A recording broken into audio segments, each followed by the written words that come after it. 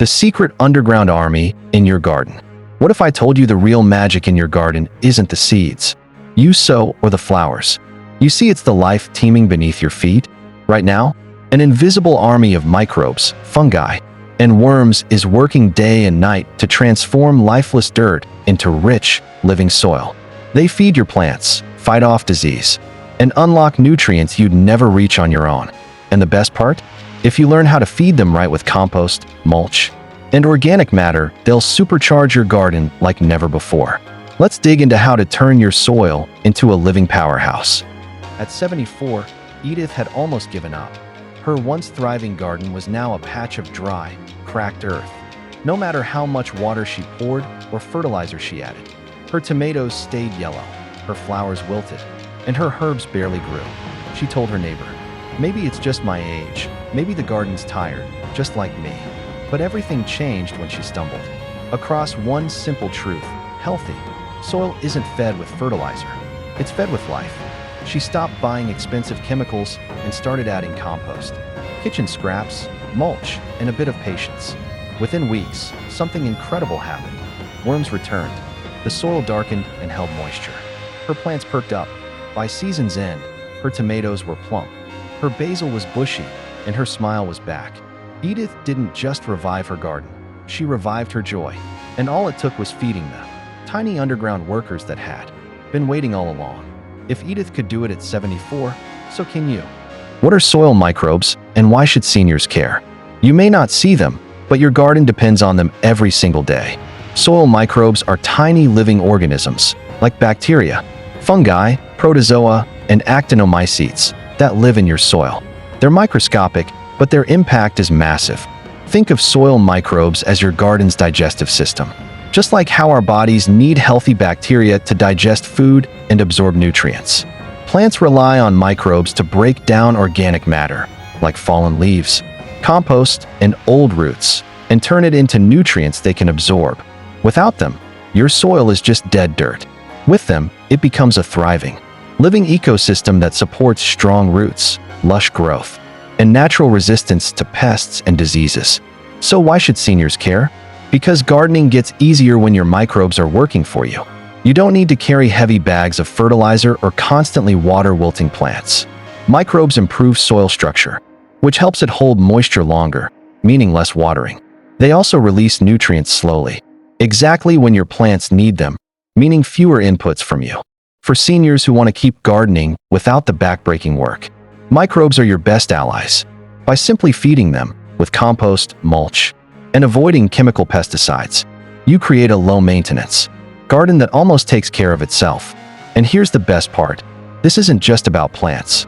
Caring for soil microbes reconnects you to nature's rhythm. It turns gardening into something more meaningful, more intuitive. You're not just growing food or flowers. You're nurturing an entire living system beneath your feet. So, next time you're out in the garden, remember, you're not gardening alone. There are billions of tiny helpers ready to work with you, if you just feed them right. Tip 1. Add compost, but do it right. Compost isn't just a pile of rotting scraps. It's a 5-star buffet for your soil microbes. When done right, compost becomes the foundation of living, thriving soil. It's packed with nutrients, beneficial organisms, and organic matter that feed your plants from the ground up. But here's the catch: just tossing kitchen scraps on your garden isn't enough.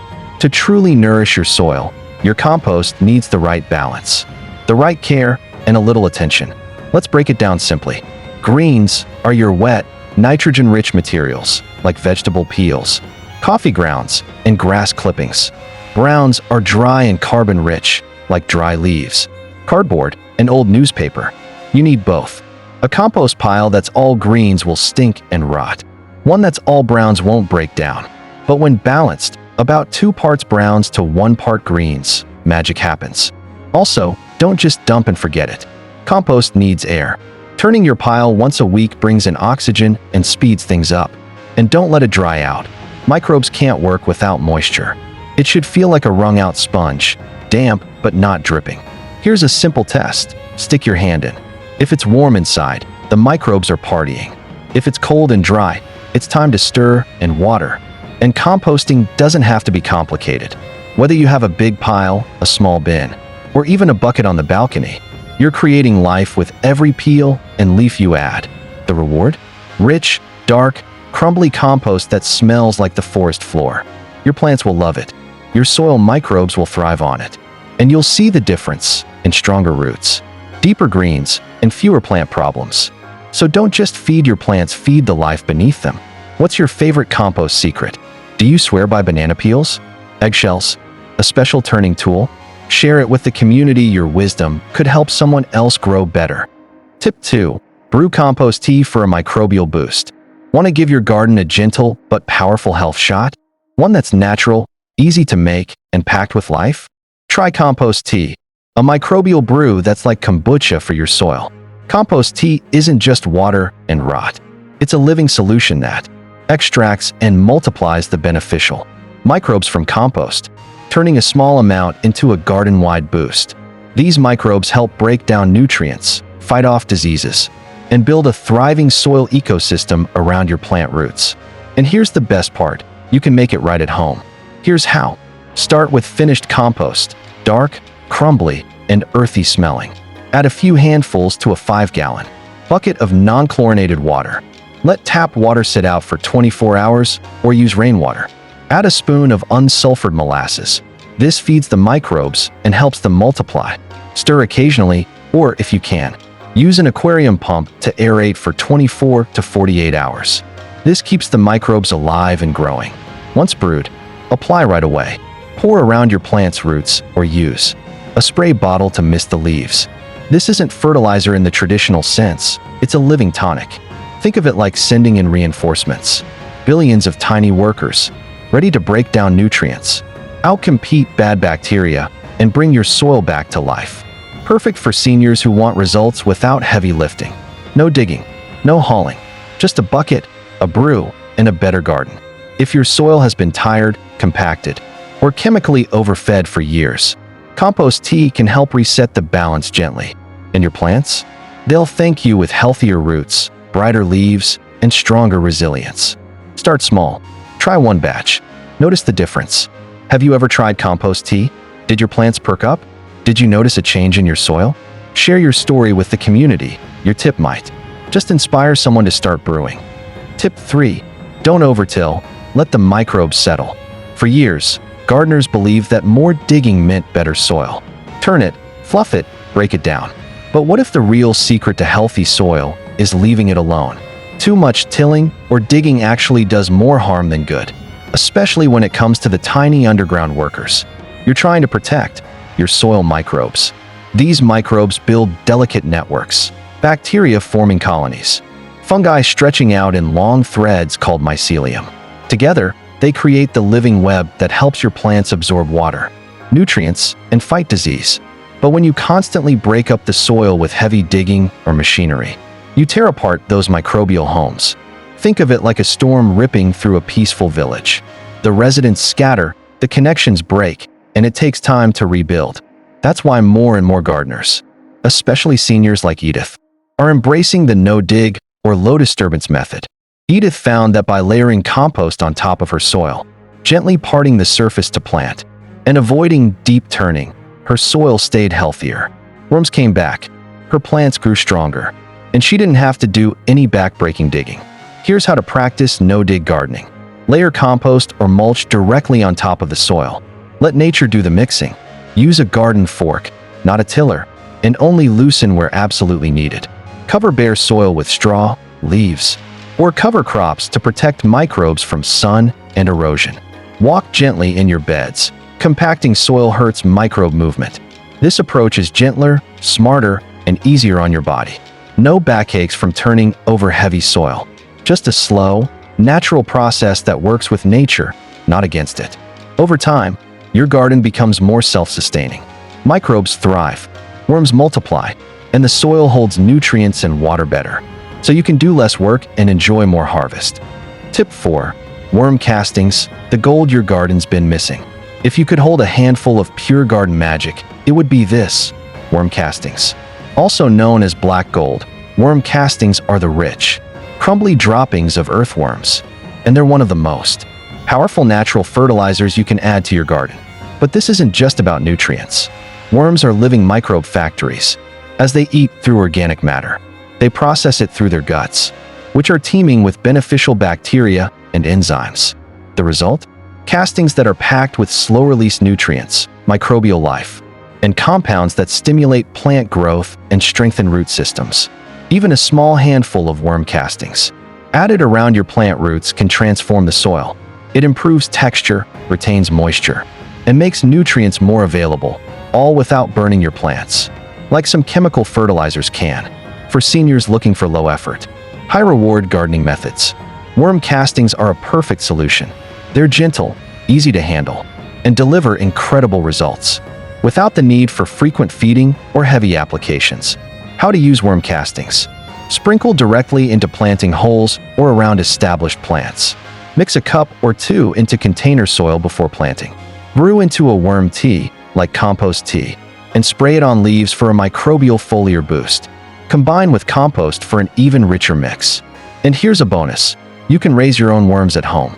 Vermicomposting bins are small, odor-free when done right, and incredibly satisfying. Imagine turning kitchen scraps into pure garden gold, all with the help of a few humble worms. This is what Edith discovered when she added worm castings to her tired garden beds. Her tomato plants doubled in size, and her soil became soft and spongy again.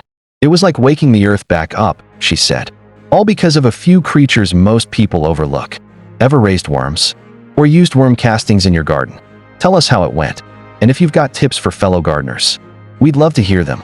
Let's keep sharing the gold. Tip 5. Mulch to keep microbial life warm and fed. Mulch is often seen as just a neat finishing touch, a tidy cover to make a garden look good. But beneath that layer lies one of the most powerful tools in your gardening toolkit. Mulch doesn't just protect your soil, it feeds it, warms it, and shelters the living community that makes your plants thrive. Think of mulch as a buffet for your microbes. As it slowly breaks down, it becomes food for bacteria, fungi, and earthworms, turning your soil into a nutrient-rich ecosystem. Just like a warm quilt in winter, mulch also keeps your soil cozy during cold nights and cool during hot afternoons. That means happier microbes, steadier root temperatures, and stronger, more resilient plants. For seniors, especially, mulch offers a low-effort, high-impact solution. Edith, our 74-year-old gardener, used to water her garden every morning. But once she added a thick layer of straw mulch, something changed. Her soil stayed damp for days. Fewer weeds showed up, and her plants? They flourished. With less bending, weeding, and watering, she could enjoy the beauty of her garden without the strain. How to mulch for microbial health. Apply 2 to 4 inches of mulch over your soil. Too thin, and it won't hold moisture. Too thick, and roots might suffocate. Keep mulch a few inches away from plant stems to avoid rot. Use natural, organic materials that break down easily, such as shredded leaves, a free, abundant option in the fall. Straw or hay, excellent for vegetable beds. Grass clippings, add in thin layers so they don't mat. Wood chips or bark, great for trees, paths, and shrubs. Compost doubles as food and protection. As mulch decomposes, it also invites earthworms, retains precious moisture, especially during dry spells, and prevents weeds from stealing nutrients. So next time you rake leaves or mow the lawn, don't toss those clippings. Turn them into a feast for your soil. What's your favorite mulch material? Have you noticed a difference in your soil or plants since you started mulching? Let's share and grow together. Your wisdom could inspire someone else's best garden season yet. Bonus tip, don't fear dirt, touch it. In a world obsessed with staying clean, we've almost forgotten one of life's simplest pleasures, getting our hands dirty. But when you dig your fingers into healthy soil, you're not just helping your plants, you're helping yourself. That earthy scent you smell when you garden? That's geosmin, a compound released by soil microbes, and it has a calming effect on the brain.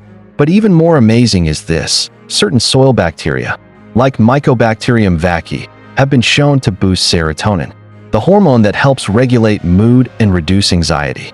That's right, gardening with your bare hands might actually make you feel happier. And that's not all. Studies show that regular exposure to soil microbes can help strengthen the immune system, especially for older adults. It's like nature's own wellness shot, right under your feet.